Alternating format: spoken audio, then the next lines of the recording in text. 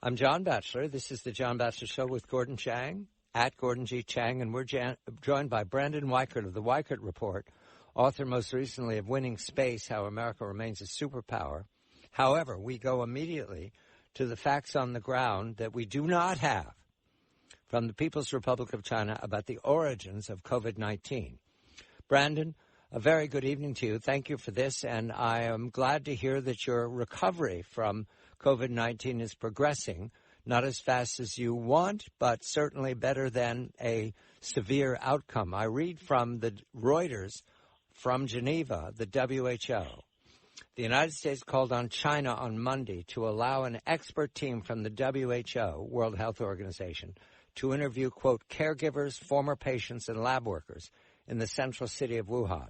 The team of WHO-led independent experts trying to determine the origins of the new virus arrived on January 14th in Wuhan, where they are holding teleconferences with Chinese counterparts during a 2-week quarantine before starting work on the ground. The United States, which has accused China of hiding the extent of its initial outbreak, has called for a transparent WHO-led investigation and criticized the terms of the visit, under which Chinese experts have done the first phase of research. Garrett Grigsby of the Department of Health and Human Services, who heads the U.S. delegation, said China should share all scientific studies into animal, human, and environmental samples taken from a market in Wuhan, where the SARS-CoV-2 virus is believed to have emerged in late 2019. Brandon, what is your measure of this very careful presentation by the United States about what should happen and by the WHO about what they intend? Will it get us closer to the origins? Good evening to you, Brandon.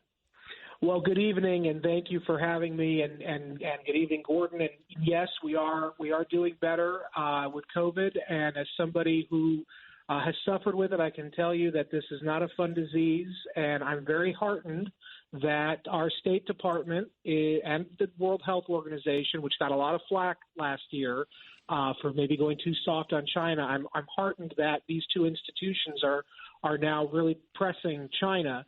The fact is, we need to be able to get independent research on the origins of this disease.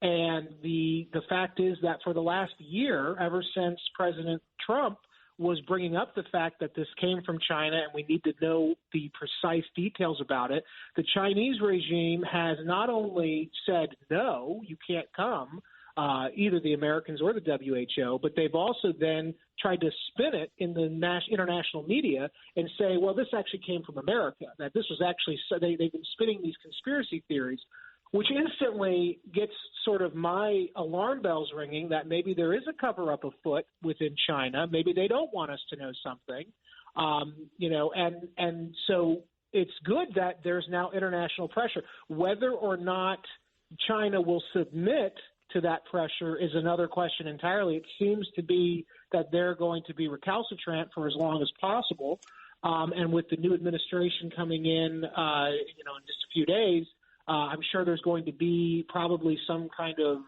loosening of pressure for at least a bit from our end here in the United States on China. I would hope that the World Health Organization, being now an independent entity, and that was actually very, very kind to China, far too kind for my liking personally, on when this disease broke out. I would hope that they continue to press us because just from a scientific basis, to understand the disease, we have to be able to get original samples and be able to sort of do the investigation that is required to figure out how this disease came about and how it propagated. And it would help us to also be able to tell what's going on with all these different strains that are now appearing and how best to combat them. Gordon, there's reporting, and it's anecdotal because there's non-transparency in China, that there are new outbreaks in cities in China, new quarantines, new lockdowns. The mutations so far are listed as the UK mutation, the South Africa mutation, and a new one to me, the Brazil mutation. Is it your measure, Gordon, that the Chinese government have solved COVID-19 as they've boasted, or is this indication that they're as much at risk as the rest of us? I think they're at risk. Got to remember that these cases are in Hubei province, which surrounds Beijing. and that makes them politically sensitive, or even more politically sensitive for China. Now, China, as Brandon has talked about, is blaming everybody else. But these are, I think, local transmissions. And we just, as a race, do not understand. The human race does not understand how this coronavirus is able to go underground and pop up in all sorts of places, because there have been spikes all over China in this last year. And I don't think the Chinese authorities know how this stuff has been transmitted. Gordon, you have a question for Brandon. Brandon, on Friday, the State Department issued a fact sheet. And in that fact sheet, the department revealed that in the fall of 2019, workers of the Wuhan Institute of Virology fell ill with a COVID-19-like disease. This was well before Beijing's announcement of the first COVID-19 case. What is your thoughts about the State Department's revelation? Well, I think the State Department is attempting to highlight the very many irregularities that exist in the official narrative regarding this disease. In terms of its origins, I can speak anecdotally and say that a very good friend of mine from college, who's a big investor in China, he suddenly December 2019 decided to move back home from China to the United States. And when I asked him why, I said, "You were never coming back. Why are you here?" He said, there's a nasty SARS-like disease that's spreading all over the place, and the Chinese aren't letting anybody know about it. And I wanted to get out of the country before they shut it down. And then also, when you look at, there's an article by Jeff Axt from November 16th, 2015 at The Scientist, which is the-scientist.com, in which this article was detailing how Francis Collins of the National Institute of Health had put a stop on all gain-of-function research specifically related to SHC-014, which is a COVID-like disease that was a respiratory illness that they were experimenting with at the lab. It was allowed to go forward in spite of the ban, but then it was discontinued, that research, in 2015.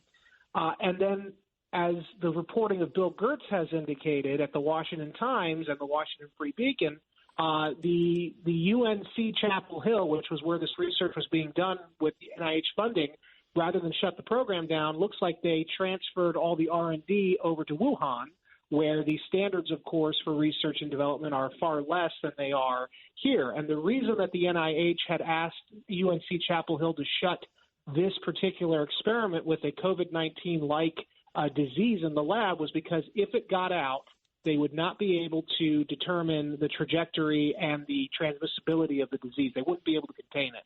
And that is precisely, by the way, looks like what happened with COVID-19. Whether this is the same strain or not, there's debate, and I suspect we won't really know for sure until the WHO can actually get in and do the actual independent investigation that's needed.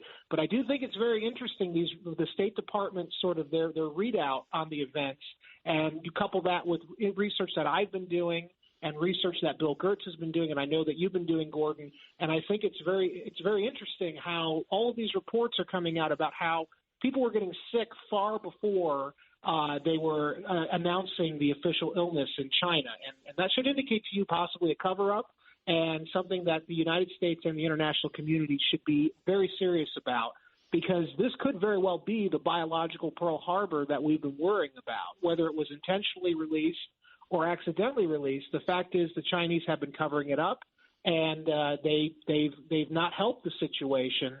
They've just been pointing fingers at everyone else and adding to the chaos in the world. Gordon, just 30 seconds.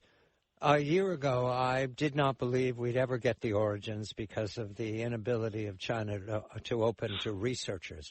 I'm taking this new information to believe that we might be moving towards a consensus about the origins of the disease. Am I being too optimistic this year as I was too pessimistic last year? We've got 20 seconds, Gordon. Well, I think that we can get the information, especially if the U.S. government declassifies what it knows about the Wuhan Institute of Virology. If that happens, we're going to find out, John. Gordon Chang at Gordon G. Chang, Brandon Weichert of the Weichert Report. I'm John Batchelor.